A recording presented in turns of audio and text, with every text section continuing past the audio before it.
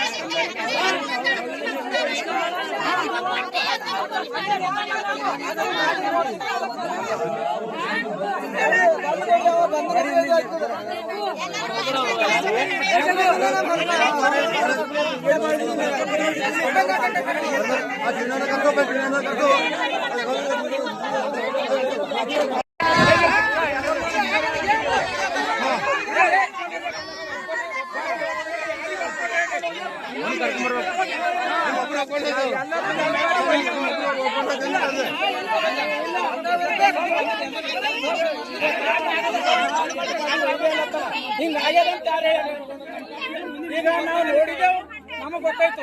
ಇಲ್ಲಾಂದ್ರೆ ಒಯ್ದೆ ಅಂತಂದ್ರೆ ಒಯ್ಯದೆ ನಾವು ಏನಾಗದ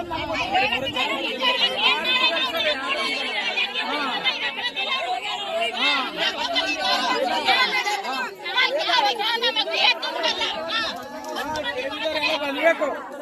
ಕೆಬಿದರ್ ಬಂದ್ರೆ